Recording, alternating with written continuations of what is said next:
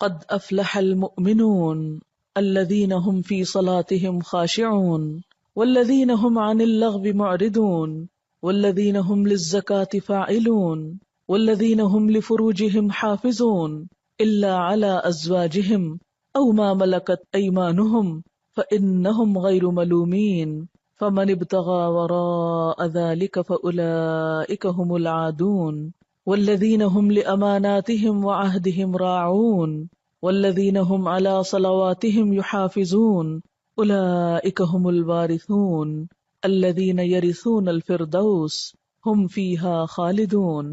یقیناً فلاح پائی ہے ایمان لانے والوں نے جو اپنی نماز میں خشوع کا طریقہ اختیار کرتے ہیں، لغویات سے دور رہتے ہیں، زکوٰۃ کے طریقے پہ عامل ہوتے ہیں، اپنی شرمگاہوں کی حفاظت کرتے ہیں سوائے اپنی بیویوں کے اور ان عورتوں کے جو ان کی ملک یمین میں ہوں کہ ان پر محفوظ نہ رکھنے میں وہ قابل ملامت نہیں ہے، البتہ جو اس کے علاوہ کچھ اور چاہیں وہی زیادتی کرنے والے ہیں، اپنی امانتوں اور اپنے عہد و پیمان کا پاس رکھتے ہیں اور اپنی نمازوں کی محافظت کرتے ہیں، یہی لوگ وہ وارث ہیں جو میراث میں فردوس پائیں گے اور اس میں ہمیشہ رہیں گے۔ سورۃ المؤمنون کی 11 آیات آپ کے سامنے پڑھی گئی ہیں اور ان کا ترجمہ۔ آج ہم اس سورت کی ابتدائی آیات پر بات کریں گے اور ہمارا آج کا موضوع ہوگا نماز میں خشوع کیسے پیدا کیا جائے۔ عموماً لوگ شکایت کرتے ہیں یا پریشان ہوتے ہیں کہ ہم نماز تو پڑھ لیتے ہیں لیکن ہماری نمازوں میں خشوع نہیں آتا، یا نماز پڑھ کر سکون نہیں ملتا، یا نماز پڑھتے ہوئے دلوں میں بہت وسوسے آتے ہیں۔ تو آئیے دیکھتے ہیں کہ ان آیات کی روح سے ہم اپنی نمازوں کو کیسے بہتر بنا سکتے ہیں اور نماز میں خشوع پیدا کرنے کا طریقہ کیا ہو سکتا ہے۔ الذین هم فی صلاتهم خاشعون، وہ لوگ کامیاب ہیں جو اپنی نمازوں میں خشوع رکھتے ہیں، خشوع اختیار کرتے ہیں۔ خشوع کا لفظ خ شین عین سے ہے جس کا معنی ہے سکون، ایسی نماز جس میں سکون ہو، دل کے اندر بھی اور ظاہری حرکات میں بھی، یعنی دل میں اللہ کا خوف ہو، اللہ ہی کی محبت ہو، اللہ کی طرف دھیان ہو، اور دل کے اندر یہ احساسات اتنے گہرے ہوں کہ انسان کے ظاہری رویے میں بھی نظر آ رہے ہوں، اس کے اعضاء پر بھی ان کا اثر ہو۔ پھر خشوع کا معنی کسی کے آگے جھک جانا، دب جانا، عاجزی اور انکساری کا اظہار کرنا بھی کیا گیا ہے۔ تو گویا خشوع کا لفظ آتے ہی دل میں پہلا خیال کیا آنا چاہیے؟ سکون، ٹھہراؤ، ریلیکس، عاجزی، جھکاؤ۔ اسی لیے ہم دیکھتے ہیں کہ حضرت مجاہد کہتے ہیں کہ نظر اور آواز کو پست رکھنے کا نام خشوع ہے۔ حضرت علی رضی اللہ تعالیٰ عنہ فرماتے ہیں کہ دائیں بائیں التفات یعنی گوشہ چشم سے دیکھنے سے بچنا خشوع ہے، یعنی نماز میں کھڑے ہو کر دائیں بائیں نہیں دیکھنا، ادھر ادھر نہیں دیکھنا اور آنکھوں کے کناروں سے بھی نہیں دیکھنا، جو اس سے بچ جائے گویا وہ خشوع کی حالت میں ہے۔ حضرت عطا فرماتے ہیں کہ بدن کے کسی حصے سے نہ کھیلنا خشوع ہے، یعنی نماز میں بے وجہ کھجانا یا کپڑے ٹھیک کرنا، ہلنا جلنا، آگے پیچھے ہونا، کبھی ٹانگ اٹھانا، کبھی انگلیاں مروڑنا، کبھی کچھ کرنا، کبھی ایک ٹانگ پہ بوجھ ڈال کے کھڑے ہو جانا، یہ سب چیزیں خشوع کے خلاف ہیں۔ حضرت ابو ذر رضی اللہ تعالی عنہ سے روایت ہے کہ رسول اللہ صلی اللہ علیہ وسلم نے فرمایا، اللہ تعالیٰ نماز کے وقت اپنے بندے کی طرف برابر متوجہ رہتا ہے جب تک وہ دوسری طرف التفات نہ کرے، یعنی بندہ جب رب کی طرف متوجہ رہتا ہے تو رب بھی بندے کی طرف متوجہ رہتا ہے۔ جب وہ دوسری طرف التفات کرتا ہے یعنی گوشہ چشم سے دیکھتا ہے تو اللہ تعالیٰ اس سے رخ پھیر لیتے ہیں، یعنی آپ کا دھیان اگر اللہ کی طرف رہا تو اللہ کی توجہ بھی آپ کی طرف، جو ہی آپ نے ادھر ادھر منہ کیا، توجہ کی، اللہ نے بھی اپنا رخ پھیر لیا۔ نبی کریم صلی اللہ علیہ وسلم نے حضرت انس کو حکم دیا کہ اپنی نگاہ اس جگہ رکھو جس جگہ سجدہ کرتے ہو، اور یہ کہ نماز میں دائیں بائیں التفات نہ کرو، یعنی نماز کو خشوع کیا ہے؟ نگاہیں سجدے کی جگہ ہوں۔ اگر آپ اس عمل میں کامیاب ہو جائیں تو یقین مانے آپ کی نماز میں خشوع آ جائے گا۔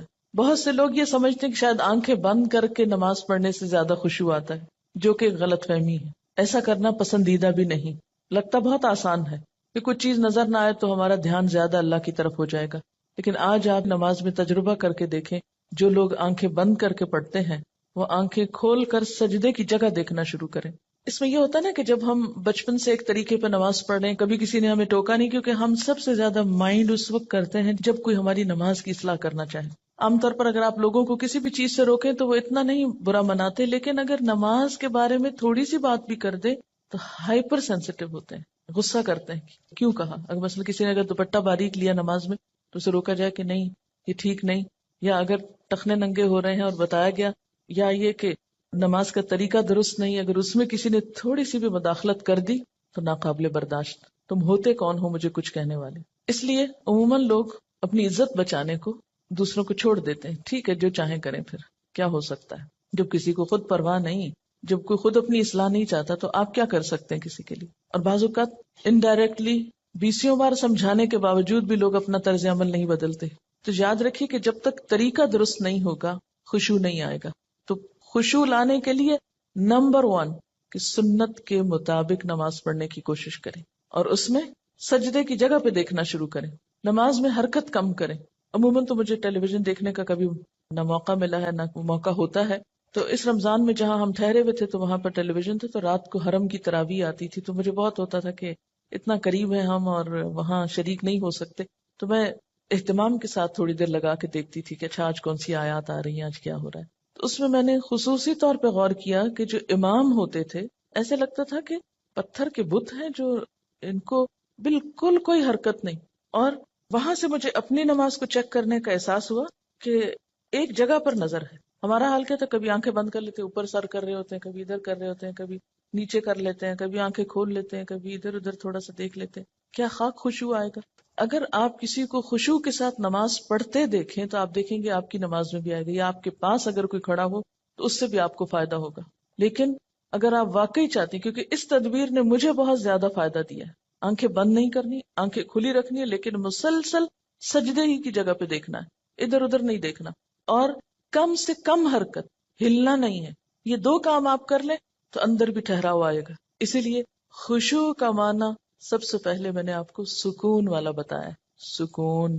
اور جو اس طرح نماز پڑھے اس کی نماز کے بعد بھی اس کو ایک خاص سکون نصیب ہوگا. ہم نماز پڑھ کے بے چین اٹھتے ہیں بعض اوقات، کیا پڑھا، کبھی رونے بھی بیٹھ جاتے ہیں، کوئی فائدہ نہیں. یہ رونے دھونے سے کوئی زیادہ فائدہ نہیں ہے، یہ ایک لیم ایکسکیوز ہوتا ہے، رو کے اپنے آپ کو ہم خوش کر لیتے ہیں کہ ہم رو لیے، بس ندامت کے آنسوں نے سب غلطی دھو دی. ٹھیک ہے اس سے دھل جاتی ہے غلطی، لیکن غلطی کی جب تک اصلاح نہ ہو تو محض رونا فائدہ نہیں دیتا، یا محض ندامت فائدہ نہیں دیتی. تو اس لیے 2 چیزوں پہ خصوصی توجہ کرنی ہے اگر چاہتے ہیں خشوع آئے. تو یہاں پر اللہ تعالیٰ فرماتے ہیں کہ صرف نماز پڑھنا ہی کافی نہیں، بلکہ نماز میں خشوع ضروری ہے. کس کے لیے؟ کامیابی کے لیے. اسی لیے آپ دیکھیے کہ ایسی جگہ پر نماز پڑھنے کو کہا گیا ہے جہاں زیادہ آس پاس موومنٹ نہ ہو.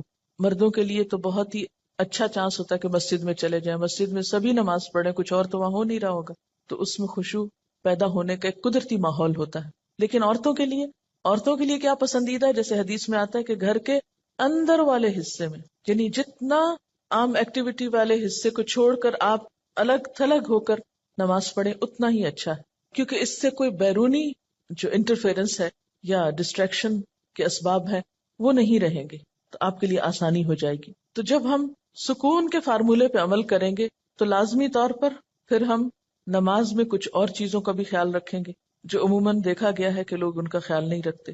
تو کن چیزوں سے پھر بچنا ہے؟ مثلاً نمبر 1 ہلنا نہیں، نمبر 2 مختلف سمتوں میں جھکنا نہیں.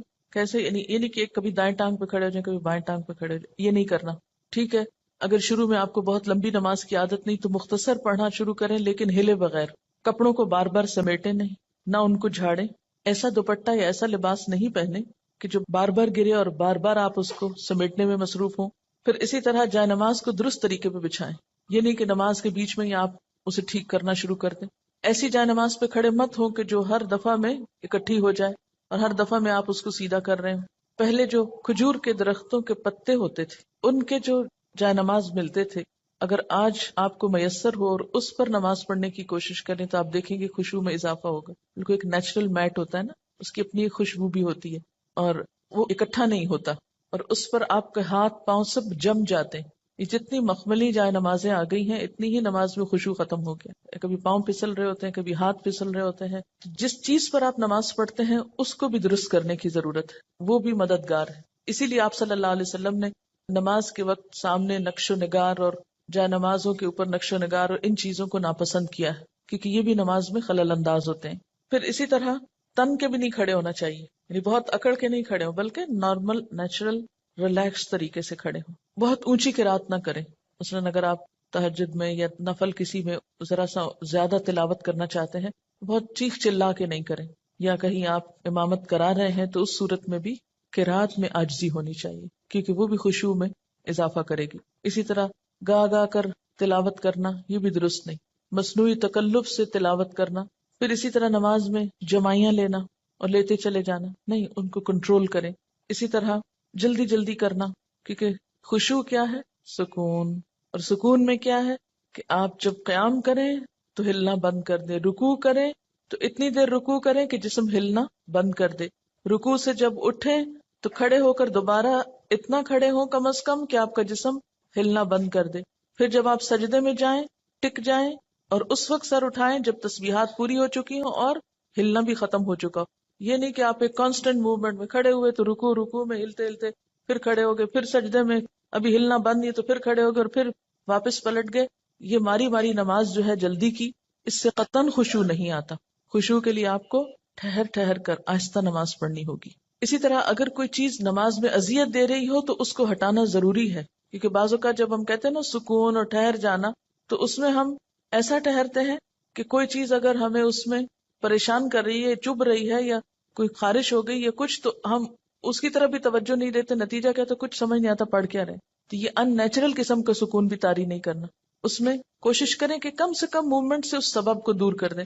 مثلا اگر کہیں خارش ہوئی ہے تو ایک ہاتھ سے بس اس جگہ ہلکا سا دبا کے خارش کر دیں. یہ نہیں کہ ہلا ہلا کے خارش شروع کر دیں یا کہ بالوں کو سمیٹنا شروع کر دیں یا بالوں سے کھیلنا یا کپڑوں سے. یا بعض لوگ جیسے مرد حضرات حرم میں نماز پڑھ ہوتے تھے نا، تو وہ مختلف لوگوں کو دیکھ کے آپ اندازہ کر سکتے ہیں کہ کون کس طرح پڑھ رہا ہے نا، اور اس سے اپنے آپ کو کمپیئر کرتے ہیں کہ جب میں ایسی حرکت کروں تو میں بھی تو یہی لگتی ہوں گی. بعض لوگ داڑھی سے کھیل رہے ہوتے ہیں، بعض اوقات بال ٹھیک کر رہے ہوتے ہیں، بعض لوگ کپڑا ہی ٹھیک کرتے چلے جاتے ہیں.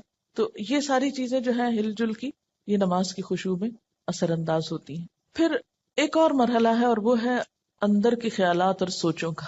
بہت سے لوگ اس پر پریشان ہوتے ہیں. اگر آپ اس طریقے پہ عمل کریں گے، سجدے والی جگہ پہ دیکھنا ذرا شروع کریں، آپ دیکھیں گے خیالات کم ہو جائیں گے. بہرحال ہر شخص کا اپنا اپنا حساب ہو سکتا ہے.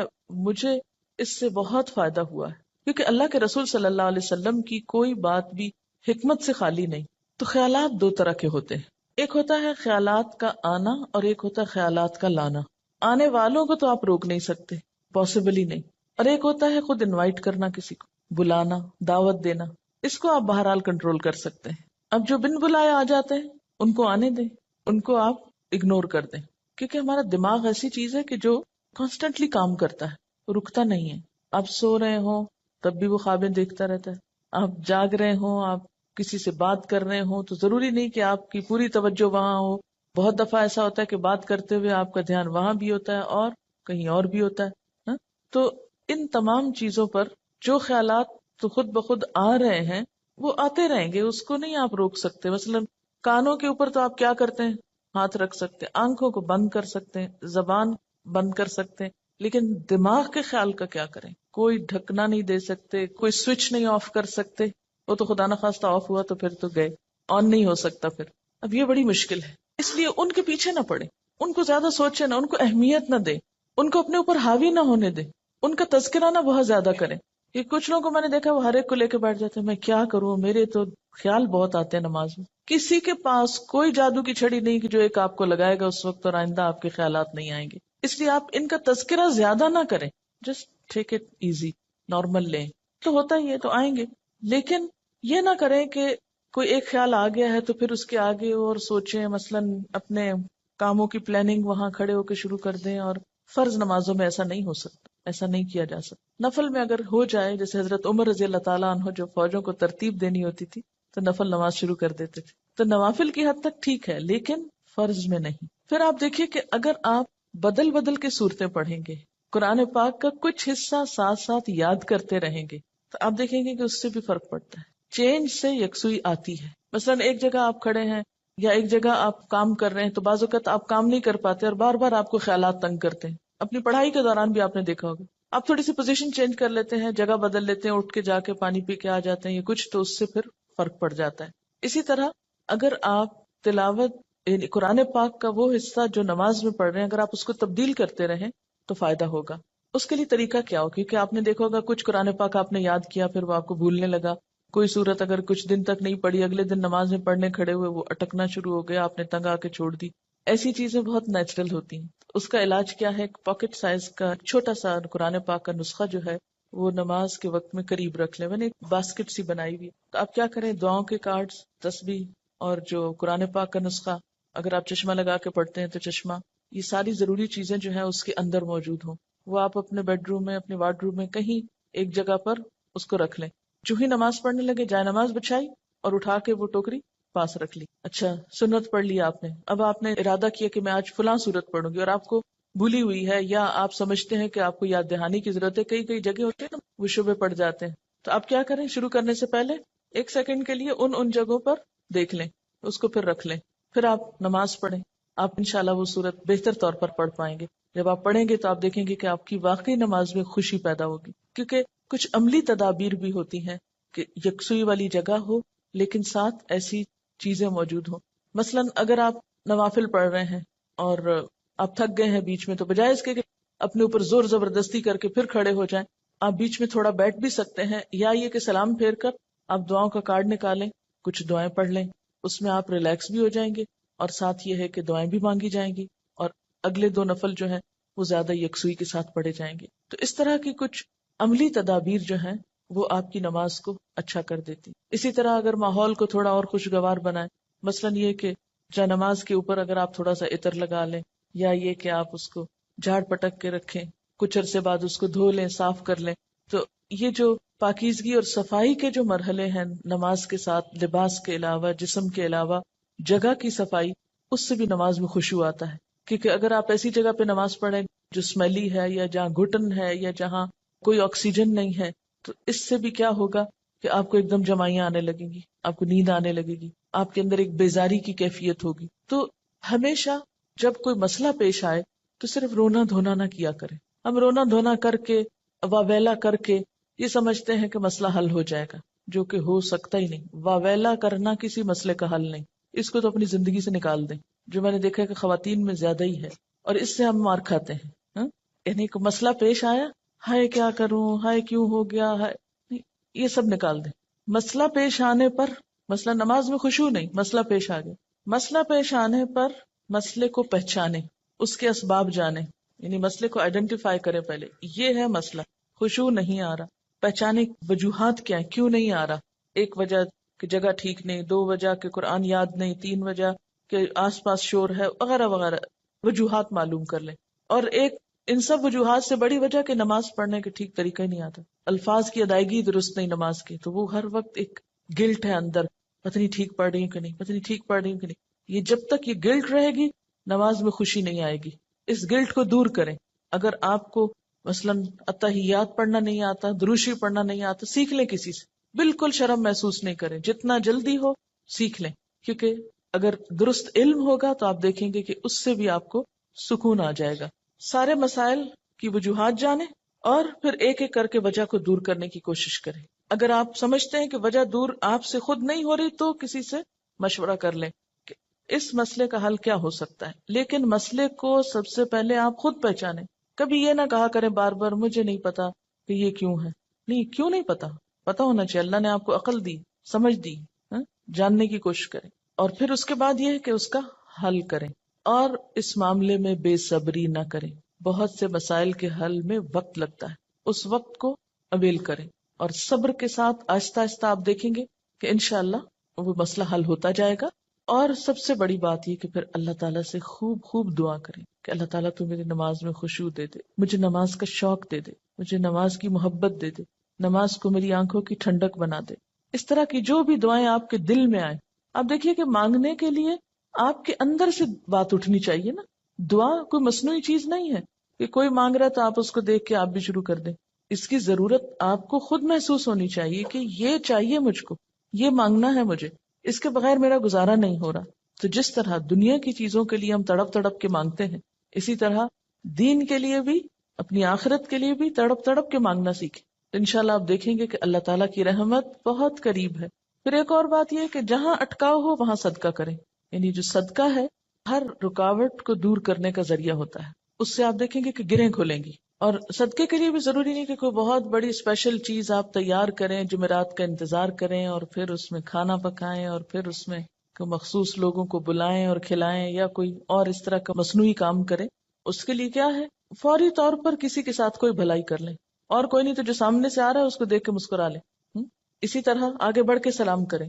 ان چھوٹی چھوٹی چیزوں میں دوسروں کی مدد جو ہے یہ سب صدقے کے کام ہے. اور ساتھ یہ ہے کہ پھر اللہ کے راستے میں مال خرچ کرنا، اپنی پسندیدہ چیز دوسرے کو دے دینا، اسی طرح کی چھوٹی چھوٹی چیزیں. تو آپ دیکھیں گے کہ وہ اندر کی گرہیں کھلیں گی نا تو باہر کی خود بخود کھلنے لگیں گی اور آپ ریلیکس ہو جائیں گے. اور اس خشوع کے ساتھ نماز جو ہے کامیابی کا ذریعہ ہے. اگرچہ مکمل کامیابی آخرت میں ہوگی، لیکن دنیا میں بھی آپ دیکھیں گے کہ آپ کو ہر مشکل کا حل، جیسے نبی صلی اللہ علیہ وسلم کا طریقہ تھا، کیا تھا کہ جب بھی آپ کو کوئی مشکل معاملہ پیش آتا فوراً نماز پڑھتے. وہ نماز پھر ایک بوجھ نہیں رہے گا. بخاری اور مسلم میں ہے، حضور صلی اللہ علیہ وسلم سے پوچھا گیا کہ سب سے زیادہ محبوب عمل اللہ کے نزدیک کیا ہے؟ آپ نے فرمایا نماز کو وقت پر ادا کرنا. پوچھا گیا پھر؟ فرمایا ماں باپ سے اچھا سلوک کرنا. پوچھا گیا پھر؟ فرمایا اللہ کی راہ میں جہاد کرنا. جہاد کرنا اگرچہ ضروری ہے لیکن وہ بعد میں ہے، پہلے اپنی نمازیں درست کر لیں اور وقت پہ پڑھیں. اور یہ جو وقت پہ پڑھنا ہے نا، اگر اس کی عادت ہو جائے تو آپ دیکھیں گے کہ آپ کے وقت میں برکت ہو جائے گی. ہوتا کیا ہے، نماز کا وقت ہو گیا نا، ہم ٹال رہے ہیں نہ تو جو کام کر رہے ہیں وہ صحیح ہو رہا ہے ٹالنے کی وجہ سے، اور نہ نماز ہماری ٹھیک ہوگی پھر، کیونکہ جو نماز دیر سے پڑھی جائے گی اس میں خشوع ہو ہی نہیں سکتا. اگر آپ فجر کے آخری ٹائم پہ اٹھے ہیں کیسے خشوع آئے گا؟ ٹینشن تو یہی رہے گی کہ سورج نہ نکل آئے یا نکل نہ چکا ہو. کوئی بھی نماز جو تاخیر سے پڑھیں گے، آپ وقت گزار کے پڑھیں گے، وہ خشوع سے خالی ہو جائے گی، خود بخود آٹومیٹیکلی پھیکی ہو جائے گی. اس لیے کوشش کریں، یعنی اگر آپ خشوع لانا چاہتے ہیں تو پہلی کوشش کہاں سے شروع ہو کہ وقت پر اور اول وقت میں. حضرت ابو درداء سے روایت ہے کہ رسول اللہ صلی اللہ علیہ وسلم نے فرمایا سب سے پہلی چیز جو امت سے اٹھ جائے گی یعنی سلب ہو جائے گی وہ خشوع ہے، یہاں تک کہ قوم میں کوئی خاشع نظر نہ آئے گا. بہت سے لوگ نماز پڑھیں گے مگر کوئی خاشع نظر نہ آئے گا. حدیث میں آتا ہے ایک مرتبہ نبی صلی اللہ علیہ وسلم نے ایک شخص کو دیکھا کہ نماز پڑھ رہا ہے، ساتھ ساتھ داڑھی کے بالوں سے کھیلتا جا رہا ہے. اس پر آپ نے فرمایا لو خشع قلبہ خشعت جوارحہ، اگر اس کے دل میں خشوع ہوتا تو اس کے جسم پہ بھی خشوع طاری ہو جاتا. ظاہری خشوع جب آتا ہے جب دل میں خشوع، دل اللہ کے آگے جھکا ہوا. اور اگر دل دنیا کی یادوں میں اور دنیا کے قصوں میں مشغول ہو تو پھر خشوع نہیں آ سکتا. خشوع کا لفظ بولتے ہی آپ کے ذہن میں کیا چیز آتی ہے؟ سکون، عاجزی. ایک لفظ میں ہو تو سکون اور دوسرے میں ساتھ ہی عاجزی بھی. سورۃ الانبیاء میں پیغمبروں کی صفات میں اللہ تعالیٰ فرماتے ہیں وَكَانُوا لَنَا خَاشِعِينَ، یہ سارے پیغمبر ہمارے لیے خشوع کرنے والے تھے. تو اس سے کیا پتہ چلتا ہے کہ خاشع ہونا جو ہے، عاجز ہونا اور اللہ کے سامنے عاجزی اختیار کرنا، یہ پیغمبروں کی صفات میں سے رہا ہے. سورۃ انبیاء کی آیت 90. اور اس میں بھی آپ دیکھیے کہ انہم کانوا یسارعون فی الخیرات ویدعوننا رغبا ورہبا وکانوا لنا خاشعین، کہ وہ بھلائیوں میں بہت جلدی کرتے تھے، یسارعون فی الخیرات، اور ویدعوننا رغبا ورہبا، رغبت کے ساتھ اور خوف کے ساتھ ہمیں پکارتے. حالانکہ وہ پیغمبر تھے پھر بھی محض رغبت نہیں تھی، خوف بھی ساتھ تھا. وَكَانُوا لَنَا خَاشِعِينَ، اور وہ ہمارے آگے جھکے ہوئے تھے. تو اس سے یہ پتہ چلتا ہے کہ نماز کے اندر خشوع صرف نماز میں ہی جھکنے کا نام نہیں، یا صرف نماز کی حد تک عاجزی اختیار کرنے کا نام نہیں، بلکہ اس کے علاوہ عام روزمرہ زندگی میں بھی یہ اخلاق پیدا ہونا چاہیے، یا عام روزمرہ زندگی میں بھی ہمارے اندر یہ کردار پیدا ہونا چاہیے. اب جب سکون کی بات ہوئی کہ کانوا لنا خاشعین، اور خشوع کا معنی اگر سکون کیا جائے اور عاجزی کیا جائے تو عملی زندگی میں کہاں کہاں یہ نظر آئے گا اور کس کس طرح ہوتا یہ کہ جب ہم نماز میں لطف اٹھاتے ہیں تو ایک نماز کا اچھا پڑھنا آئندہ کی نماز کے لیے خود بخود انتظار کی کیفیت پیدا کر دیتا ہے نا، کیونکہ آپ نے اس کو انجوائے کیا ہوتا ہے. اور اگر ایک نماز آپ نے خراب پڑھی تو اس کے بعد دل پہ بوجھ پڑتا ہے، اس بوجھ سے گلٹ آتی ہے، اور پھر انسان کہتا ہے کیا فائدہ، پتہ نہیں پچھلی کا کیا بنا، اب اگلی کیا پڑھوں. بس وہ ایک پھر ڈگمگانے کی اور کشمکش کی کیفیت پیدا ہو جاتی.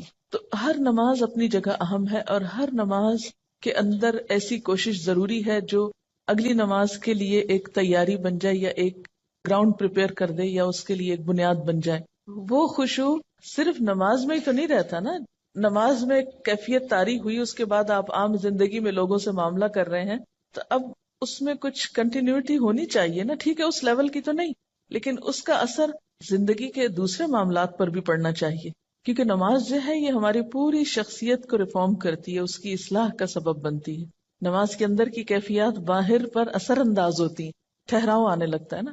کسی کا کمنٹ ہے، 2 چیزیں اگر ہم خود میں پیدا کر لیں تو دین کے کام میں آسانی ہو جاتی ہے: ہر ماحول میں پرسکون بیٹھ کر دیکھنا، اور ہر عادت اور طبیعت کے لوگوں سے ملنا اور نارمل رہنا. یہ ہے وہ تاثیر جو نماز کی خشوع سے آپ کے معاملات پہ پڑتی ہے نا. یہ لکھتی ہے کہ 2-3 مواقع جن کا مجھے تجربہ ہوا. ایک تو یہ کہ قریبی رشتہ دار کے انتقال پہ جانا ہوا. کچھ بتانے کی کوشش کی لیکن ایک معتبر خاتون نے سختی سے خاموش کرا دیا. میں نے اپنا قرآن لیا، پڑھتی رہی، سوچتی رہی اور واپس آ گئی. سوئم پہ گئی تو کتاب میرا جینا میرا مرنا ساتھ لے گئی. خالی صفحات پہ اپنا پیغام ہمدردی لکھا، اور یہ کہ جو بھی یہ کتاب پڑھے دوسروں کو بتائے اور مرنے والے کے لیے مغفرت کی دعا کرے. یہ چھوڑ کر آ گئی، یعنی میسج کے ساتھ کتاب.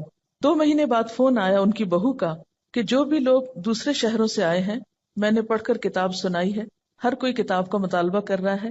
جتنی کتابیں انہوں نے مانگی بھجوا دی. لے جانے والے نے بتایا کہ ہر کوئی یہ کتاب لینا چاہ رہا ہے، اور میری بیوی ہر ایک کو کتاب سناتی ہے. کام ہو گیا. اگر یہ اس معتبر خاتون کی بات نہ مانتی اور اس وقت الجھ پڑتی تو اس صبر کا یہ جو پھل ملا ہے یہ نہ ملتا. کہتے ہیں نا صبر کا پھل میٹھا ہوتا ہے. اس وقت تو بہت سخت تکلیف سے گزرتا ہے انسان، اور ہم عام طور پر جھلا اٹھتے ہیں کہ نہیں مجھے تبلیغ کا موقع نہیں ملا اور اتنا اچھا موقع چلا گیا. ایک تو یہ کہ اللہ تعالیٰ کے فیصلوں کو اگر قبول کرنا آ جائے نا ہمیں تو زندگی پر لطف ہو جائے. موقع مل گیا الحمدللہ، نہیں ملا تو اس میں بھی کوئی مصلحت ہوگی ضرور. میں اس حال پہ بھی راضی ہوں، میں نے کوشش کر لی. اگر چانس نہیں ملا کوئی بات نہیں، لیکن کوشش نہیں چھوڑی. جب ہم جھلا اٹھتے ہیں اور اپسیٹ ہوتے ہیں تو اس میں نقصان کیا ہوتا ہے کہ ہم پازیٹیولی کام کرنا چھوڑ دیتے ہیں، کوشش ترک کر دیتے ہیں. جب کوشش چھوڑتے ہیں تو اگلا نیکی کا موقع ختم ہو جاتا ہے. اور کوشش پر آمادہ رہنا اور صبر کی کیفیت بھی دراصل خشوع سے آتی، کیونکہ نماز بھی تو صبر کا نام ہے نا. یعنی آپ نے بولنا نہیں، آپ نے ادھر ادھر نہیں دیکھنا، آپ نے ہلنا نہیں. میں تو سمجھتی ہوں کہ ہلنے سے رکنا سب سے بڑا صبر ہے نماز کا. ورنہ باقی جتنی بھی کیفیات آتی ہیں نا ان سب کو ہم ہل جل کے وہ بیلنس کر لیتے ہیں. یعنی نیند آئی ہے، اونگ آئی ہے، اور کوئی بوریت ہوئی ہے کچھ، تو وہ ہل کے آگے پیچھے کر کے جھوم جھام کے آنکھیں بند کر کے تھوڑا ریلیکس کر کے، تو وہ جو کیفیت طاری ہونی چاہیے تھی وہ ہونے نہیں دیتے. ان کا ایک اور تجربہ ہے، لکھتے ہیں کہ اسی تجربے کے بعد، یعنی جس تجربے کا انہوں نے پیچھے ذکر کیا ہے، جب 2-3 منٹ ملے کچھ نہ کچھ کارڈ پر لکھ کر رکھ لیتی ہوں. چونکہ یہ پریکٹیکل ٹپس ہے نا تبلیغ کی، اس لیے میں اس کو آپ سے شیئر کرنا چاہتی ہوں. اور جہاں جاؤں لے جاتی ہوں. اس وقت نہ بھی لوگ پڑھیں تو بعد میں ضرور پڑھتے ہیں. اب مثلا نے بنایا کہ وما قدر اللہ حق قدری ہی، اللہ تعالیٰ کا شکوہ. اور اندر لکھا ہوا ہے اللہ تعالیٰ کا بندوں سے شکوہ، اور نہیں انہوں نے قدر کی اللہ کی جیسا کہ حق ہے اس کی قدر کرنے کا. فرمایا میں اور جن و انس عجیب معاملے پہ ہیں. پیدا میں کرتا ہوں، عبادت کسی اور کی، رزق میں دیتا ہوں، احسان مند کسی اور کے، صحت اور قوت میں دیتا ہوں، شکر گزار کسی اور کے. اب یہ شرک کی نفی کا ایک پیغام ہے. تو اسی طرح اگر آپ کہیں پر بھی ہیں اور گفتگو شروع ہوتی تو آپ کیا کہہ کے انٹروڈیوس کرائیں گے؟ یہ کارڈ ہے میں نے بنایا، مجھے یہ آیت بہت اچھی لگی، آپ بھی پڑھ کے دیکھیں. بہت اچھے انداز میں، ہلکے پھلکے انداز میں. لیکن اگر آپ کے اپنے بیگ میں کوئی چیز نہیں دینے کو، محض باتیں ہی ہیں، تو وہ شاید اتنی افیکٹو نہ ہو. اور یہ جہاں رہ جائے گا، جہاں کوئی پڑھے گا کچھ نہ کچھ ضرور سوچے گا. اور ایک چھوٹا سا ہلکا سا میسج ہے جس میں کچھ خرچ بھی نہیں آتا. آنکھیں کھول کے جو نماز پڑھنا ہے، اگر اس پر غور کیا جائے تو نماز اصل میں کیا ہے؟ اللہ تعالیٰ سے ملاقات ہے. اگر کسی سے ملاقات کے وقت آپ آنکھیں بند کر لیں تو اسے دیکھ کر کیا محسوس ہوگا؟ یعنی ذرا امیجن کریں نا کہ آپ کسی سے مل رہے ہیں اور کوئی شخص آپ کو دیکھ ہی نہیں رہا، یا سر نیچا اس طرح کیا ہوا ہے کہ کوئی اس کے ساتھ آپ کا کانٹیکٹ فیل ہی نہیں ہو رہا. تو اسی طرح اگر ہم اللہ تعالیٰ کے آگے کھڑے اور آنکھیں بند کر کے کھڑے، اور آپ یقین کیجئے کہ جو ہی آپ آنکھیں بند کرتے نا تو آپ اپنے خیالوں میں خود بخود کھونے لگتے ہیں. وہ ایک ریلیکسیشن کی کیفیت ہوتی ہے نا فوراً. حتیٰ کہ میں نے یہ تک تجربہ کیا ہے کہ اگر میں نے سجدے پر نگاہ اگر کانشیسلی نہیں رکھی، ذرا سی نگاہیں پھیری تو یوں لگا جیسے گئے. یعنی اگر غور سے سجدے کی جگہ کو فالو کیا جائے تو اس کا ایفیکٹ اور ہے. اور اگر ذرا سی بھی نگاہیں جیسے ہوتی ہے نا کہ فوکس نہیں رہتی اور آپ ادھر ادھر ذرا سے ان کو ڈھیلا کر دیتے ہیں تو اس سے بھی ایک دم یوں لگتا ہے شیطان نے اچک کے لے لیا اپنا حصہ، فوراً خیال بھٹکنے لگتا ہے. یعنی آنکھیں بند کر کے اگر آپ اپنی پوزیشن پہ بھی غور کریں، ابھی تجربہ کر کے دیکھ لیں تو آپ دیکھیں گے کہ آپ اپنے بارے میں بھی لاسٹ ہو جائیں گے کہ آپ کی پوزیشن کیا ہے. تو کسی سے ملاقات کے وقت آنکھیں بند کر لینا یہ ملاقات کے ادب کے خلاف ہے. تو اللہ تعالیٰ کے سامنے جب انسان کھڑا ہو تو ایک اچھے حال میں کھڑا ہو. انسان کے اندر جب بے سکونی ہوتی ہے تو انسان پھر سکون لغویات میں تلاش کرتا ہے، پھر وہ لغو کی طرف مائل ہوتا ہے. لیکن جب اپنے ذات کے اندر ٹھہراؤ آ جاتا ہے، سکون آ جاتا ہے، تو پھر کیا ہوتا ہے، انسان کو ایسی چیزوں سے دلچسپی نہیں ہوتی، اس کا اس میں پھر دل ہی نہیں لگتا. نماز میں جب آپ سجدے کی جگہ پر دیکھتے ہیں تو اس میں آپ کا جو اپنی پوزیشن ہے وہ بھی بہت بیلنسڈ ہو جاتی ہے. نہ تو آپ بہت زیادہ سر جھکا بیٹھتے ہیں، نہ آپ سر زیادہ اٹھا سکتے ہیں، یعنی بالکل ایک صحیح اینگل پہ آپ جا کے ادب اور احترام کے ساتھ کھڑے ہوتے ہیں.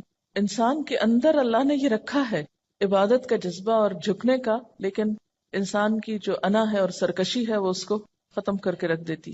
اصل میں نماز میں ایک طرح سے وہ آپ کی ایکسرسائز ہو رہی ہوتی ہے نا، سکون سے کام کرنے کی بھی، کیونکہ موجودہ دور کی جو زندگی ہے اس میں ہر طرف حرکت ہی حرکت ہے، شور ہی شور ہے، ہنگامہ ہے. آج کے دور کی زندگی ایک فاسٹ لائف ہے نا، ایک ہنگامہ خیز زندگی. اس میں شعوری سکون حاصل کرنے کے یا شعوری سکون کی کیفیت طاری کرنے کے موقع بہت کم آتے ہیں. ایک ہوتا ہے نا کہ نیچرلی آپ کو ایک انوائرنمنٹ مل جائے پیسفل. نماز بھی آپ پڑھتے ہیں تو آپ کو محنت لگتی ہے سکون طاری کرنے کی، اپنے اندر ایک خاموشی اور ایک ٹھہراؤ پیدا کرنے کی. تو جب نماز کے اندر آپ کنسنٹریشن اختیار کرتے ہیں یا کنسنٹریشن لانے کی پریکٹس کرتے ہیں تو اس سے آپ کی زندگی میں جو دوسرے کام ہیں ان میں بھی آپ کو کنسنٹریٹ کرنے کا بہتر موقع ملتا ہے. یعنی ایک کنسنٹریشن ایکسرسائز بھی ہے یہ. بہت سے طالب علم کیا یہ سوال نہیں کرتے کہ ہم پڑھتے ہیں لیکن ہمارے خیالات ہی ادھر ادھر بھٹکتے رہتے ہیں؟ اس لیے کہ ہمیں بچپن سے ایسی کوئی ایکسرسائز کرائی ہی نہیں گئی. بچوں کو جب ہم نماز شروع کراتے ہیں تو ہم صرف اس پہ ہی خوش ہو جاتے ہیں کہ وہ 2-4 سجدے ڈالنے لگ گئے ہیں، یہ نہیں کوشش کرتے کہ ان کو اس طرح سکھائیں. اگر آپ سب اپنے اپنے گھر میں یا آس پاس جو بھی ہو بچوں کو نماز پڑھتا دیکھے، صرف پیار سے تھوڑی سی بات کریں کہ نماز میں آپ نے صرف اس جگہ دیکھنا ہے. میرے خیال ہے کہ بچوں کے اندر بھی جو ہائپر ایکٹیویٹی ہے، ہر وقت اچھل کود ہنگامہ، اس کو بھی اس طرح کنٹرول کیا جا سکتا ہے کہ اگر دن میں 5 دفعہ وہ ٹک کے ایک جگہ چاہے چند لمحوں کے لیے ہی وہ دیکھیں ایک خاص مرکز پر. آپ کو پتا کہ ہپنوٹائز کرنے کا طریقہ کیا ہوتا ہے؟ ایک نقطے پہ دکھاتے ہیں نا، ایک نقطے پہ کہتے ہیں کہ دیکھتے جاؤ دیکھتے جاؤ دیکھتے جاؤ. یہ جو ہائپر ایکٹیویٹی یا بے چینی کا جو ہے یہ پورے دنیا اس کا شکار ہو رہی ہے، اور پاکستانی قوم کو بھی اگر آپ دیکھیں اوور آل تو ہم ایون کلاس میں اکثر دیکھتی ہوں تو میں کہتی ہوں نا کہ آپ اسٹل ہو جائیں تھوڑے تاکہ آپ پڑھ سکیں. تو جاپان میں بچوں کے اوپر وہ کہتے تھے کہ ان کی جو ینگ جنریشن ہے وہ بہت امپلسو ہے اور ایک دم یعنی فوراً ریئیکشن کرتی ہے، تو وہ یہ سوچ رہے تھے کہ وہ ان کو کس طریقے سے سیلف کنٹرول کرنا سکھائیں. اور اس میں انہوں نے آف کورس کچھ ریسرچز کر کے کہا تھا کہ اگر یہ صبح میں کوئی ردم والی چیز بآواز بلند پڑھیں اور نیچر کے زیادہ قریب جائیں. اور میں یہ سوچ رہی تھی کہ اللہ سبحانہ تعالیٰ کتنی خوبصورتی سے ایک سیلف کنٹرولنگ کا ایک اتنا خوبصورت ایک اکوپمنٹ دے رہے ہیں، ایک اسٹریٹجی دے رہے ہیں کہ بس یہ اگر کریں، اور تلاوت ہے اور پھر فوکس ہے ایک فوکل پوائنٹ پہ. اور اگر اس طریقے سے بچوں کی تربیت کی جائے تو نو ونڈر کہ انشاءاللہ اگلی جنریشن جو ہے وہ تو کم از کم سکون والی ہے اور جو امپلسو بیہیویئرز ہیں وہ نہ ہو پائیں. خشوع کا اثر ہمارے باہمی قریبی تعلقات پر بھی پڑنا چاہیے. قریبی رشتہ داروں، دوستوں، ملنے جلنے والوں سے معاملہ کرتے وقت ہمارے اندر عاجزی، انکساری، سکون اور خشوع کا مظاہرہ ہونا چاہیے. جب انسان قرآن پڑھنے لگتا ہے یا دین کی طرف آتا ہے تو لازمی طور پر دل میں ایک ہلچل پیدا ہوتی. جیسے پانی کے اندر آپ ایک پتھر پھینکتے ہیں تو اس سے ایک شور اٹھتا ہے، پھر آہستہ آہستہ وہ پتھر نیچے اترتا ہے، تہہ میں جا کے بیٹھتا ہے، پھر وہ جم جاتا ہے وہاں، پھر اس پر کائی آنے لگتی ہے، پھر اگر کوئی اس پہ پاؤں رکھے وہ تو پھسل سکتا ہے لیکن وہ اپنی جگہ سے نہیں ہلتا. تو بالکل اسی طرح ہمارے اندر بھی ایک ایسا سکون اور ایک ایسی کیفیت آنی چاہیے کہ ہم کسی کی بات کے جواب میں کسی کے ساتھ معاملہ کرتے وقت ایسا نیگیٹو ریئیکشن شو نہ کریں کہ دین کی ایک بدترین مثال پیش کریں. ایمان کے لطف اور حلاوت محسوس ہوتی ہے نا ان آیات کو پڑھ کر. یعنی اس خشوع کا اثر زندگی پر پڑنا چاہیے نا. نماز میں کیا ہوتا ہے؟ دل میں اللہ کی یاد ہے، زبان پہ اللہ کا ذکر ہے اور ایک ٹھہراؤ ہے. تو بالکل اسی طرح نماز کے بعد بھی جب ہم زندگی کے عام معاملات اختیار کرتے ہیں تو اس میں بھی ہمارے دل میں اللہ کی یاد ہونی چاہیے، خاموش لمحات میں اس کا ذکر ہونا چاہیے. اور اس کے علاوہ ہمارے پوری شخصیت کے اوپر ایک ٹھہراؤ نظر آنا چاہیے. یعنی یہ سکون ہمارے چہروں پر، ہماری چال میں، ہمارے معاملات میں، ہماری ہر چیز میں محسوس ہونا چاہیے. تب ہم اسلام کے صحیح نمائندے ہوں گے. پیس یعنی ایک اپنے آپ کو ٹیسٹ کرنے کا مقام بھی ہے یہاں پر. افلاح اور فلاح میں کامیابی دنیا اور آخرت دونوں کی ہے. تو دنیاوی اعتبار سے کامیابی کا مطلب یہ نہیں ہے کہ ہم دنیاوی اعتبار سے کسی بہت بڑے اسٹیٹس کے حامل ہو جائیں. اصل کامیاب انسان وہ ہے کہ جس کے اپنے اندر سکون اور جس کی زندگی میں ایک خاص قسم کا وقار ہے.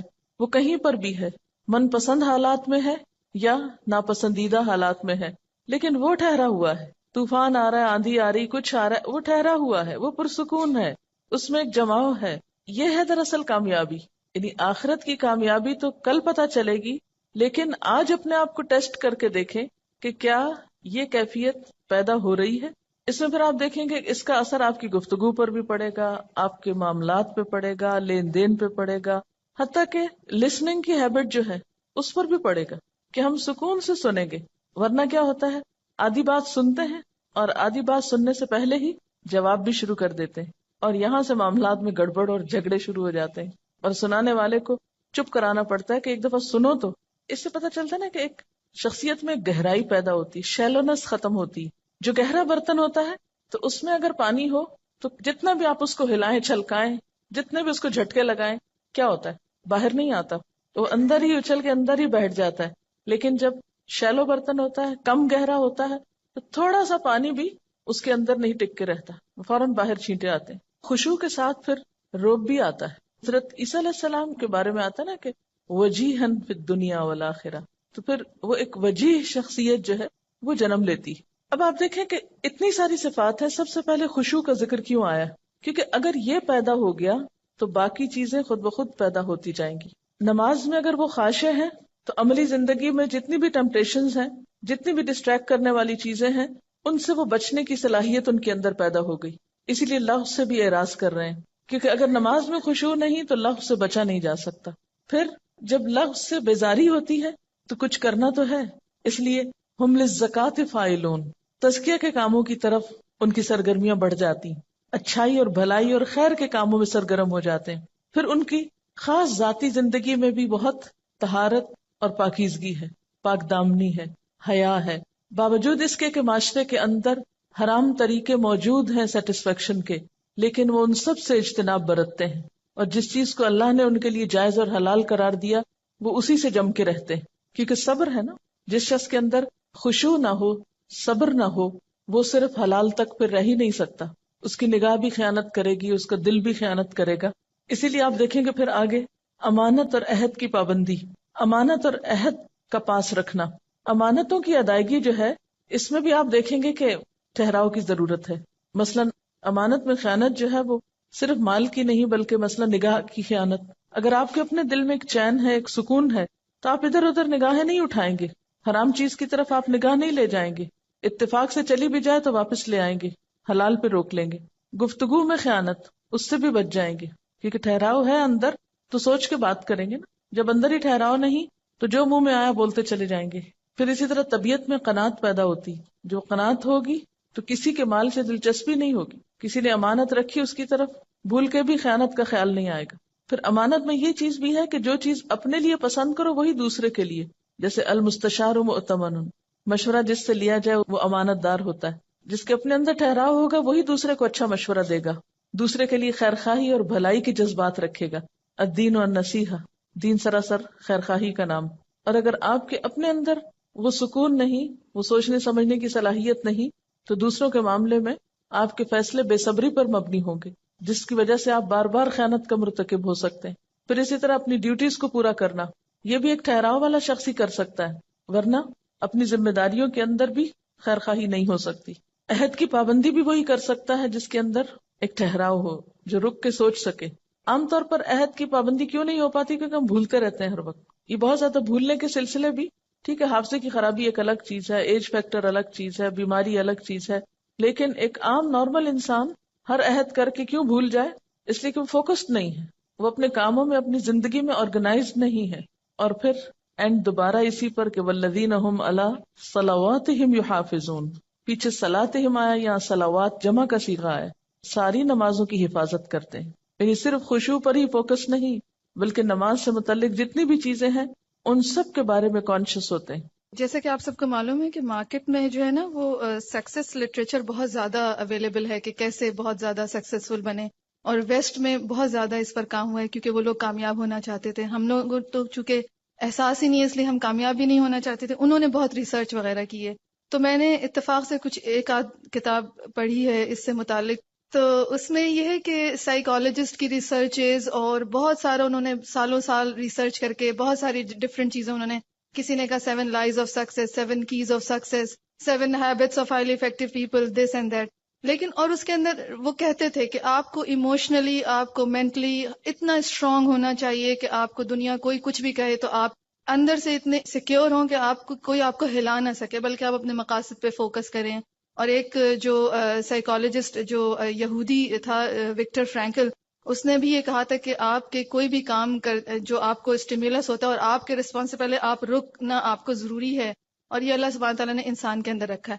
لیکن میں ہمیشہ یہ سوچتی تھی کیسے ہوگا، جیسے وہ کہتے تھے کہ اپنی ذات پر آپ کو فوکس کرنا ہے اور دوسروں کو نہیں دیکھنا ہے اپنی. تو اب یہ کیسے، یہ کام کیسے ہو؟ ہمیشہ وہ ایک کوشچن مارک رہ جاتا تھا کہ ٹھیک ہے انہوں نے بتائی ہوئی ٹپس، لیکن وہ اس چیز کا ویکیوم پورا نہیں کرتی تھی مجھے کبھی بھی، کہ مجھے اس کا ایک طرح سے وہ کی پوائنٹ مل گیا نا، لائک دس واز دا کی وچ واز مسنگ. کہ اچھا اگر سکسیس شروع کرنی ہے تو اس کا پہلا اسٹیپ تو یہی ہوگا کہ while you are saying your prayers you should focus on Allah subhanahu wa ta'ala ذات and whatever you are doing. اور لائک جیسے فزیکلی اگر ہم کر رہے ہیں تو ایک سجدے کی جگہ کو ہم فوکس کریں. اس فوکس کرنے سے اب اگر آپ دیکھیں کہ وہ جو اسٹلنس ہے، میں نے ایک کتاب پڑھی تھی اس میں تھا کہ آپ کی فزیکل اسٹیٹ جو ہے وہ آپ کی مینٹل اسٹیٹ کو جنم دیتی ہے. یعنی جس فزیکل اسٹیٹ میں آپ بیٹھے ہیں، جیسے آپ لوگوں سے بھی کئی دفعہ میں نے بات کی ہے کہ اسٹریٹ بیٹھے ہیں تو آپ ایکٹیو فیل کریں گے، آپ کا برین وہی ہارمون سیکریٹ کرے گا.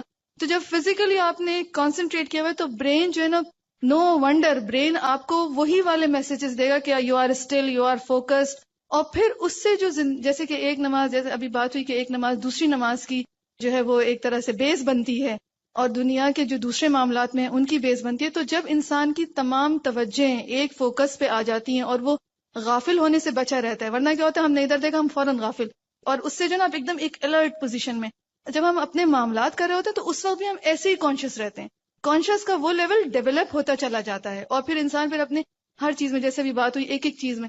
تو مجھے لگ رہا تھا دیٹ از دا بیس کہ خشوع کا ڈیولپ ہونا جو ہے نا وہ ہمیں اس کو ایک کانشیس لیول پہ جو ہے نا اپنے آپ کو چیک کرنا ہے کہ خشوع کا لیول کیسے ڈیولپ ہو، اور اس کو کوشش اس کی 5 نمازوں میں یہ کانسٹنٹلی کام ہو رہا ہے. تو اللہ سبحانہ تعالیٰ ہمیں دیکھیے کس لیول تک پہنچانا چاہتے ہیں. تو میرے خیال میں ان آیات کی جو ہے وہ دیٹ از خشوع. تو میں سمجھتی تھی کہ نماز نماز اٹس این عبادت، بٹ اللہ سبحانہ تعالیٰ کا کتنا کرم ہے کہ اس نے یہ عبادات ہمیں ایک بہت بیسٹ انسان بننے کے لیے اسٹیپس فراہم کیے ہیں کہ اس پہ چڑھ جاؤ گے تو یہ چیز ہوگا، اس پہ چڑھ جاؤ گے تو یہ چیز ہوگا. اب دیکھیں آپ کو فیل ہوگا انشاءاللہ کہ جب آپ کا یہ کانسنٹریشن ڈیولپ ہوگا تو یہ جو ہماری نظریں قرآن پڑھتے پڑھتے ادھر کوئی گیا تو ہم نے ادھر دیکھا، تو وہ آپ کا بہت امپروو ہوگا. اور بچوں کے لیے تو کانسنٹریشن کو ڈیولپ کرنے کے لیے، مطلب ایک بچے کے لیے جب ٹیچر لکھ دیتی ہے لیک آف کانسنٹریشن تو اس کے لیے بہت بڑا مائنس پوائنٹ ہوتا ہے، اور پھر سجیشنز دینی پڑتی ہیں کہ جی اس کا کانسنٹریشن ڈیولپ کرنے کے لیے آپ یہ کریں، یہ اسٹریٹجی کریں، یہ کریں. لیکن اگر کانسنٹریشن ڈیولپ بچپن سے ہی ہو رہا ہو اور اگر ایڈلٹ ہو کے بھی اگر ہم اس کو کر رہے ہوں تو انشاءاللہ تعالی باقی چیزیں کرنا بہت آسان اور انٹر لنکڈ ہو جائیں گی. جیسے زندگی میں بھی مقصد ہے، اور مقصد پر نظر رکھنا اور گول کو سامنے رکھنا، جیسے نشانہ جس کو بولتے ہیں نا، ٹارگٹ، تو وہ بھی آپ کا صحیح جب لگتا ہے جب آپ فوکسڈ ہوتے ہیں نا. تو یوں محسوس ہوتا ہے کہ نماز کا یہ خشوع ہمیں زندگی میں بامقصد ہونے میں بھی مددگار ہوتا ہے، کہ ہم جس مقصد کے لیے جی رہے ہیں وہ کسی وقت بھی نظروں سے اوجھل نہ ہو. میں سوچتی تھی کبھی کہ کیوں 5 نمازیں فرض ہیں، یعنی جتنی شدت نماز کے معاملے میں برتی گئی ہے دین میں، اتنی کسی اور چیز کے بارے میں نہیں. اس سے پتہ چلتا ہے کہ اگر نماز گئی تو دین کا ستون گرا، دین گیا. وہ دین جو آپ کی حفاظت کے لیے ہے، آپ کو پروٹیکٹ کرنے کے لیے ہے، اس کا سرا آپ کے ہاتھ سے چھوٹا. اسی لیے کہا گیا نا کہ جو نماز جان بوجھ کے چھوڑ دے گویا اس نے کفر کیا. تو دنیا کا بھی خسارہ ہو گیا، آخرت کا بھی ہو گیا. یعنی مجموعی طور پر یہ ساری کیفیت ایک نفس مطمئنہ کو جنم دیتی، کیونکہ نماز گناہوں کی بخشش کا ذریعہ بھی ہے نا. بعض اوقات آپ بھول چوک کے غلطی کر جاتے ہیں، یہ انسان ہونے کے ناطے آپ سے بھول چوک ہو جاتی، اس کا بھی ضمیر پہ ایک بوجھ پڑتا ہے. پھر آپ نماز میں آ جاتے ہیں، پھر روتے دھوتے ہیں، پھر معافی مانگتے ہیں، پھر مدد مانگتے ہیں. وَاسْتَعِینُوا بِالصَّبْرِ وَالصَّلَاةِ، اللہ سے مدد مانگتے ہیں. جب وہ مدد آتی ہے تو پھر آپ دوبارہ اپنی اس اصل پوزیشن پہ آ جاتے ہیں. اور اس طرح زندگی میں وہ ایک کھینچا تانی کا جو امتحان ہے، کبھی ادھر کبھی ادھر، اس کو سنبھالتے سنبھالتے آپ دنیا سے رخصت ہوتے ہیں نفس مطمئنہ کی حالت میں. کہتے ہیں نا کہ ہر روز اپنا جائزہ لینا چاہیے. وہ جائزہ ہر روز صرف ایک دفعہ نہیں، دن میں کئی دفعہ لیا کرے کہ میرے دل کا حال کیا ہے. تکلیف آنے پر، خوشی ملنے پر، ہر حال میں پرکھتے رہا کریں دل کا حال کیا ہے. اب ذرا سا دوسری طرف سے بات کر لیتے ہیں. ایک طرف جہاد ہے اور دوسری طرف خشوع ہے. یہ دونوں ایک دوسرے کے اپوزٹ نہیں ہیں. خشوع کا یہ مطلب نہیں کہ آپ سست پڑ جائیں. خشوع ایکٹیو ہوں گے تو آپ کو خشوع نصیب ہوگا. کیا نماز میں ایک جگہ پر کنسنٹریٹ کرنا اور ہلنے سے پرہیز کرنا، کیا بذات خود یہ ایک جہاد نہیں؟ جہاد ہے. پھر جہاد کا معنی کیا ہے؟ Constant struggle, utmost struggle. تو آپ کی کوششوں میں کنسسٹنسی، آپ کی کوششوں میں استقامت، استقرار کب آ سکتا ہے؟ جب آپ فوکسڈ ہوتے ہیں. اگر آپ کا ذہن ہی منتشر ہے، آپ کو کسی پل چین ہی نہیں، تو بڑے سے بڑا جہاد کریں، آپ کیا کریں گے؟ کچھ بھی نہیں کر پائیں گے. حدیث میں کیا آتا ہے کہ سب سے پہلے جس چیز کو لوگ ضائع کریں گے، یا جو چیز میری امت میں ضائع ہوگی، وہ نماز ہے. یوں لگتا ہے نا کہ اصل چیز کی اسٹرنگ کٹ گئی تو ہر چیز بے ربط ہو گئی، بے موقع ہو گئی. جب نماز نہ رہی، نمازوں کو ضائع کیا گیا یا ان کی حفاظت نہیں کی گئی یا ان کے اندر خشوع نہیں رہا، تو نتیجہ کیا ہوا؟ یعنی افراد اور امت اپنے مقصد سے ہٹ گئے، انفوکسڈ ہو گئے. وہ چیز جو ان کی زندگی میں ایک روح پیدا کرنے والی تھی، جس کی وجہ سے وہ جہاد یا کوشش کی روح زندہ تھی، ختم ہو گئی. کسی نے پھر قبلہ دولت کو بنا لیا، کسی نے ملک فتح کرنے کو، کسی نے کوئی اور جنگ لڑنے کو. تو جب اللہ کی یاد ہی نہ رہی، باقی وہی سامنے نہ رہا، تو پھر تو قبلے مختلف ہو گئے. پھر اختلافات اور جھگڑے اور فساد اور انا پرستی اور بہت سی چیزوں نے جنم لیا. جسے جہاد کا بھی پہلا سٹیپ یا پہلا درجہ اپنی ذات ہے. اور اپنی ذات کا جہاد کیا ہے؟ نفس امارہ کو کنٹرول کرنا. نماز بہترین طریقہ ہے نفس امارہ کو کنٹرول کرنے کا، اگر صحیح طریقے پہ پڑھی جا رہی. نفس امارہ کی خواہشات میں کیا کچھ آتا ہے، ان سب چیزوں سے پرہیز ضروری ہے نماز کے اندر. تو وہ ایک مسلسل ٹریننگ ہے آپ کی. دیکھیں کہ ایک مومن کی ٹرو پکچر سامنے آتی ہے. اس کے اندر تو خشوع ہے لیکن باہر ایکٹیو ہے. باہر وہ مجاہد نظر آتا ہے اور اندر سے ٹھہرا ہوا ہے. اندر سے آپ گڑے ہوئے ہوں گے، ٹھہرے ہوئے ہوں گے، تو ہی باہر آپ کام کر سکیں گے. اگر اندر بھی ہل جل ہے تو باہر سستی آ جائے گی. یہ اندر کا سکون اور باہر کی ایکٹیویٹی ایک بیلنس قائم کرتی ہے شخصیت میں. اگر اپوزٹ ہو جائے تو نقصان، اور اگر دونوں میں سکون آ جائے تو نقصان. یعنی ایک پرفیکٹ پرسنالٹی کیا ہے؟ اندر سکون ہے، باہر کام ہے، باہر ایکشن ہے. اگر باہر سکون آ جائے اور اندر بے چینی ہو، جو عام طور پر ڈپریشنز میں ہوتا ہے کہ اندر آپ کھول رہے ہیں اور باہر سے بیکار بیٹھے ہیں یا گولیاں کھا کے سوئے ہوئے ہیں یا نم ہیں، تو وہ تو زندگی نہیں. یا اگر دونوں ہی ایکٹیو ہیں، اندر بھی ہلچل ہے، باہر بھی ہلچل ہے، تو بھی آپ ایک متوازن پرسنالٹی نہیں ہے. تو ساری آپشنز کو آپ دیکھیے. تو بہترین آپشن کیا ہے؟ اندر خشوع اور باہر کام. کسی نے لکھ کے بھیجا ہے سورۃ المؤمنون میں خاشعین کی ایک ٹپ میں آپ نے بتایا تھا کہ سجدے والی جگہ پر کنسنٹریٹ کرنا تھا. یہ سن کر میں نے اپنی زندگی اور نماز میں اس کو اپلائی کیا اور بہت فائدہ ہوا. یہی بات ایک دفعہ میں نے ایک میگ میں پڑھی تھی کہ زمین کو یا ایک ہی جگہ پر کنٹینیوسلی دیکھنے سے، اسپیشلی زمین کو دیکھنے سے، ہمارے خیالات اس میں ایبزارب ہوتے ہیں. کیونکہ کھلی آنکھوں سے آنے والے خیالات ذہن میں ریز کی شکل میں ایبزارب ہوتے ہیں، اور بند آنکھوں میں وہی خیالات امیجنیشن کی شکل اختیار کر لیتے ہیں. تو آنکھیں کھلی رکھنا بے حد ضروری ہے. یعنی بعض لوگ کہتے ہیں نا کہ آنکھیں بند کر کے زیادہ ہمیں خشوع ہوتا ہے، وہ امیجنیشن میں انسان چلا جاتا ہے. اور کھلی آنکھوں سے جب آپ کنسنٹریٹ کرتے ہیں تو اس میں خشوع زیادہ پیدا ہو سکتا ہے. حقائق سے آنکھیں بند تو نہیں کر سکتے نا آپ، حقائق کو کھلی آنکھوں سے سامنے رکھتے ہوئے آپ فوکس کریں خود کو. یہ کسی نے سوال لکھا ہے کہ does it mean we don't feel fear or are apprehensive for any or in any situation? یعنی اس کا مطلب یہ ہے کہ اگر ہم خشوع اختیار کریں تو کبھی زندگی میں ہمیں کوئی ہمارے اوپر بے چینی یا کوئی ایسی کیفیت آ ہی نہیں سکتی، یا ہمیں کوئی خوف محسوس نہیں کرنا چاہیے. نہیں، وہ ایک قدرتی بات ہے. کوئی بھی آپ ناپسندیدہ چیز سنیں گے، کوئی بھی آپ خوف دلانے والی، بے چین کرنے والی خبر سنیں گے، تو کیفیت تو آئے گی. کہ اس کا علاج کیا ہے، کیا بتایا گیا؟ یعنی یہ نہیں کہا کہ یہ کیفیات آئیں گی نہیں، کہ یو ڈونٹ فیل فیئر. خوف ہوگا، آپ کے تفکرات ہوں گے، آپ کی وریز ہوں گی، لیکن جو ہی کچھ ایسی کیفیت آنے لگے اور ابھی فرض نماز کا وقت دور ہو، تو ان بٹوین کیا کرو؟ پھر مصلی پہ آ جاؤ. پھر فوکس ہو جاؤ، پھر اس سے مانگو، ٹھہراؤ آنے لگے گا۔ نبی صلی اللہ علیہ وسلم کا طریقہ کیا تھا کہ جب کوئی پریشانی کی بات آتی فوراً نماز کی طرف رجوع کرتے، اور پھر نماز کا اگر انسان حق ادا کرے تو خود بخود وہ چیزیں جو ہیں دوبارہ آپ کو اصل پر لے آئیں گی۔ اور اس میں ایک چیز یہ بھی ہے نا کہ خوف کی جو کیفیت ہے یا کسی بھی فکر اور پریشانی کی، وہ باہر سے زیادہ آپ کے اپنے اندر جس لیول کا وزن آپ اس کا محسوس کرتے ہیں وہ زیادہ امپورٹنٹ ہے۔ تو نماز آپ کے اندر ایسی اسٹرینتھ لے آتی ہے کہ وہ چیز ہوتی تو ہے لیکن اس کا پریشر یا اس کا جو وزن ہے آپ اپنے اوپر کم محسوس کرتے ہیں، یا اس سے اچھی طرح آپ ڈیل کر سکتے ہیں، یا اچھی طرح اس کو فیس کر سکتے ہیں، یا اس سے نبٹ سکتے ہیں، پھر وہ آپ کے اوپر حاوی نہیں رہتی۔ کسی لکھا ہے کہ بہت سے لوگ اندھیرے میں نماز پڑھتے ہیں کہ خشوع زیادہ ہوتا ہے۔ بالکل اندھیرے میں نماز پڑھنا بھی منع ہے، پتہ ہے آپ کو؟ بالکل اندھیرے میں نماز نہیں پڑھی جا سکتی۔ اچھا دیکھیے کہ خشوع پیدا کرنے کے کچھ تو آرٹیفیشل طریقے ہیں، خود ساختہ، جو درست نہیں ہے۔ وہ وقتی طور پر تو ہو سکتا ہے آپ کو بہت خوشنما یا بھلے معلوم ہو، اور کچھ وہ طریقے ہیں جو سنت سے ثابت ہیں۔ اور آپ دیکھیے کہ احسان کی کیفیت بھی جبھی آ سکتی ہے کہ ان تعبد اللہ کأنک تراہ، کہ تم اللہ کی عبادت ایسے کرو گویا تم اس کو دیکھ رہے ہو۔ ہاں؟